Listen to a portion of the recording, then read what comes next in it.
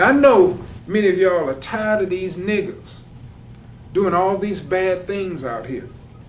Now, Kwame Ture reminded us that at one time, the great Malcolm X was Satan. They called him that in prison and in the streets. He was called Detroit Red. And Kwame said, if Malcolm changed, anybody can change. And the Honorable Elijah Muhammad was able to help rehabilitate what was then called Detroit Red, and he developed into Malcolm X, El-Hajj Malik El-Shabazz, a great Pan-Africanist and liberation fighter, a rare person. So even the most negative of us can change. Now there gonna be some we can't change, but it's important that we have patience with our people. At this point, I want to just read a poem, since I was on that subject about us being tired of these negative stuff and these Negroes and Negroes. I want to read some of a poem by Dr. Groove. Dr. Groove is a brilliant wordsmith and poet.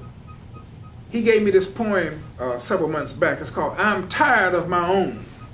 I want y'all to listen to this very carefully. This is Dr. Groove, Jeffrey Dr. Groove Watts. Y'all need to look him up and hire him out, because he's very inspirational. He says, when my people embrace being vulgar or showing out in public, I can't stand the fact that they end up being the conversation or the subject.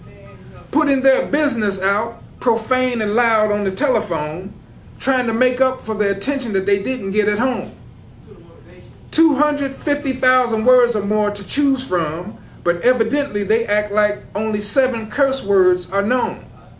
So though I love them, think the world of them, I'm still tired of my own. This is not apathy, it just gets next to me, aches and pains set in my bones. Sometimes I want to crawl under a rock. I think I am watching the Twilight Zone. I feel I don't belong. They make me weak when I need to be strong. Every day it's an abundantly, redundantly sung song. I love them and I hug them, but like sagging pants, sometimes another side is shown. It's hard to fix my mouth to say, but I get tired of my own. Being ignorant is in fashion. How did this come to be?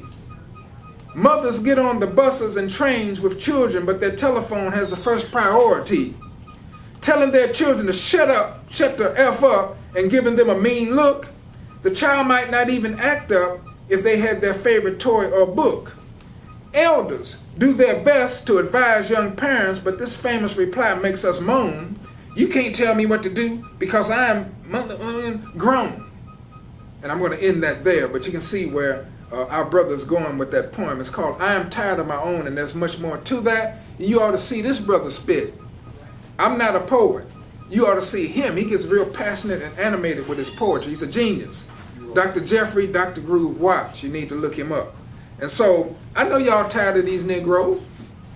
Dr. Karinga said, and I agree with him, that Negroes were made in America like toys were manufactured in Japan. We are not niggers and we're not Negroes, but we need more conscious African people. And so my challenge to you in the audience, parents, you must make a choice and become more consciously African. It'll save your sanity. Teach your young folks in that home and in the neighborhood not to be niggers or Negroes. Negroes are mentally dead. They seek to run away from their people. I'm going to be breaking in about 5 minutes, but it's important that y'all don't touch that mouse. Keep it on this video. Now, there are many things that parents can do. Parents, you have to learn as you are teaching your young folks. Now, right when we started this session, you saw the flag that is on the podium. That flag always used to symbolize our need to be a shield to our people and each other, our family and everybody, rather than a predator. And unfortunately, we are in a predatory environment. And that's why a lot of people, and it's not just black folks, but Latinos and everybody else. And Caucasians got this real bad, this predatory thing, this exploitative thing. You learn that from the society. It ain't that we got personal defects, like you just want to be evil. Because black folks, if you really go back into some study of us, we were very spiritual as a people at one time. And we got proof in terms of our ancient Kemetic civilizations, our civilizations in Nigeria with the Yoruba spiritual teachings. We have spirituality in many African societies all over the continent. And we wasn't acting wild and crazy on the continent like many of them are doing now, or in the Caribbean, or here in America. That's learned, socialized behavior that unfortunately we put our negative creativity to and take it to another level. But I'm telling you that we got to get a grasp on our culture, our total way of life. Now, I was telling you that I'm a student primarily of Dr. Karenga. He understands the importance of getting our culture together and using culture as a focus in terms of how we understand the world. And he defines culture as a system of values reflecting how people perceive and do things on basically 7 major aspects of life. For example, everybody on the planet generally has a history. And history is a struggle and record of a people shaping the world and society in their own unique way. So everybody makes history, okay? Everybody on the planet has spirituality. They understand generally that there's a higher power, a creator God.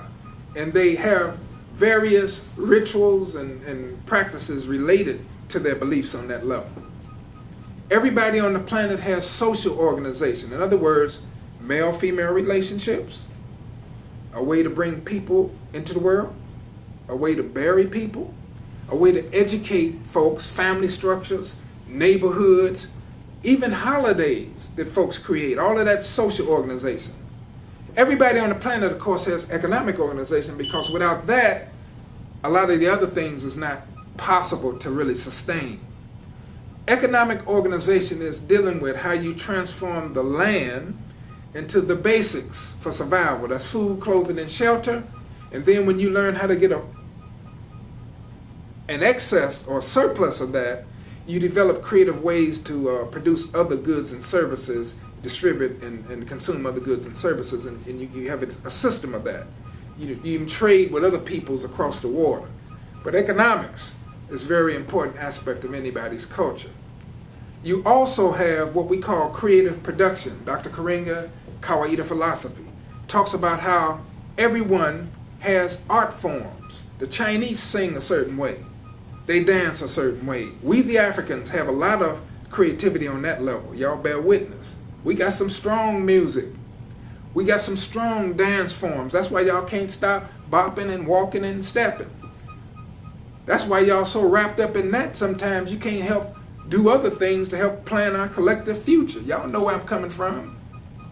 So we have creative production of people's art, literature, and technology, the books they write, the things that they create and invent.